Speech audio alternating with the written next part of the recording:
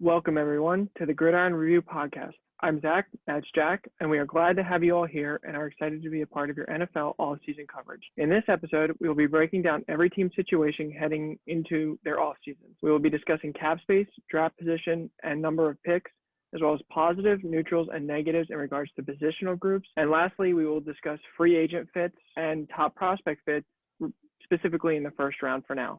Jack will go with pick 5 in the draft. So pick 5 belongs to the other New York team, the Giants, who are sitting with a whopping minus 10 million in cap, which is 28th in the league. This is another team where I could maybe say good luck with building this team, Brian Dable. But the truth of the matter is, when we started the breakdown of this team, we thought there were going to be more issues than there was. And the truth of the matter is, it's actually not a bad team to be inheriting. We said that the positives were the receiver room, and I think that there could be maybe a little bit better of a depth there, but you got project guys like Dante Pettis and John Ross and Colin Johnson, but then you got your Kenny Gallaudays and Shepard if they choose to keep him, Slayton if he can pick his game up a little bit and kind of restore to his rookie year. And then everything on the defense we thought was pretty solid. I think that they looked worse than they were because, I mean, Jake Fromm is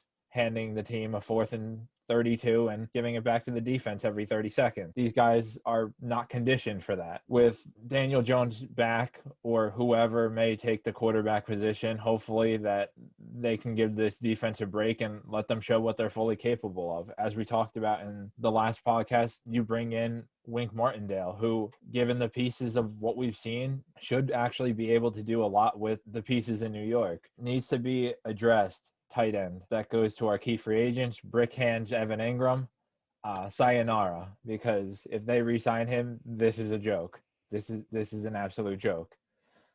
The second positions of need, we said quarterback. We hear reports that the Giants are committed to Daniel Jones, and they felt like they had screwed him over since his time in New York. But I still think that they bring in either someone to mentor Jones or someone to push Jones so that he knows that there is a chance that the organization moves on for him. And I'll circle back to that in a second. Other positional needs. If you are going to stay with Barkley as your starter, you still need to bring in another running back just with the injury concern. Barkley's injuries are more like freak injuries rather than like an actual injury history, but it's still something to be aware of. But there are reports that they want to move on from Barkley. So if you do that, then obviously your room is going to need a complete do-over. O-line was kind of neutral. Andrew Thomas took a huge step this year, but really other than that, the line is fairly rough. And some of their other key free agents include Nate Solder, who we really think is just going to end up retiring, because I would be surprised if the Giants took him back. Billy Price, the backup center, and their former, I believe, first-round pick, Will Hernandez, is also. Now, whether or not they bring Hernandez back, I don't know. I've kind of heard mixed reports on his play and his development.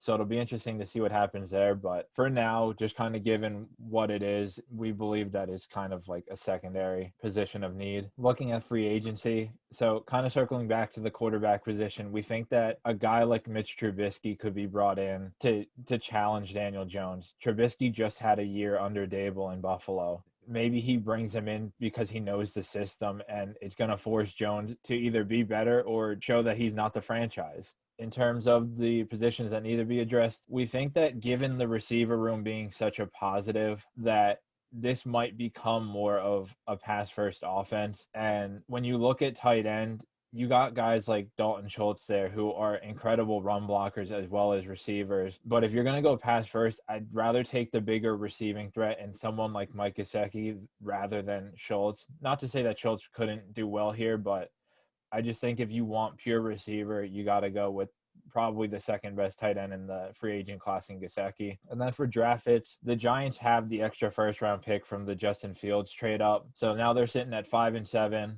I think it's got to be some combination of cornerback and tackle here. You're sitting with Bradbury still, but again, the reports are saying that they want to move on from him. So if Sauce and Stingley are both sitting here, you got your pick. And then offensive tackle, Evan Neal, Charles Cross, and Okwenu should still all be here for the most part, I would assume. But I mean, it's really kind of take your choice here. You pick again 2 picks later. If you want to replace your guard, it sounds like the top guard right now is Kenyon Green. Maybe you trade back and try to pick up another pick in the mid rounds or maybe a player of need. But the only real other free agents to note here are Jabril Peppers and Austin Johnson. Johnson, I don't know what he's going to ask for, but he seemed to be a staple of that D-line that we considered to be a very strong group. And Pepper sits in a room with Xavier McKinney, who had a breakout year after being injured in year 1, and Logan Ryan. So it'll be interesting to see if they bring Peppers back. But we're going to move right along to Carolina. Carolina will feature, unless I'm blanking on another coach, the hottest seat in the offseason in Matt Rule. There was many that thought he would be fired this year. Yet he somehow survived and used Joe Brady as a scapegoat in the middle of the season, despite who knows what really went down in there. They have the 16th most cap with $17 million, more like $18 million in space. Draft picks, they do not have a second or third, and they have an extra 5th. Again, the Sam Darnold trade. What a great move. Positives, their wide receiver room is pretty set with DJ Moore, Terrace Marshall, and Robbie Anderson. Maybe you added another 4 in there, but really that's a good solid 3. The defensive line is also pretty strong. At least it's highly invested in with, I believe, 3 first-rounders in Brian Burns, Derek Brown, and Yetur Gross-Matos. Again, maybe you add another rotational piece, but really they're probably not going to worry about that. The neutral positions, running back, very similar to the Giants. Christian McCaffrey's situation is up in the air. If they trade him, this really needs to be addressed. If they keep him, you still need to add someone else. I know Chuba Hubbard filled in, but he doesn't match McCaffrey's skill set, nor are you tied to him in any way. You could really use just another back there. Tight end, Tommy Tremble seemed to show some positives, although one could say he may have not developed as much as you wanted. But it's not the most dire need, especially in an offense that has such a strong wide receiver room. And their defensive backs are, again, heavily invested in. Now, whether or not they actually work out, we will see. And they definitely need a few other pieces. I believe a free safety to start opposite of Jeremy Chin, and probably another corner. But needs to be addressed. Quarterback.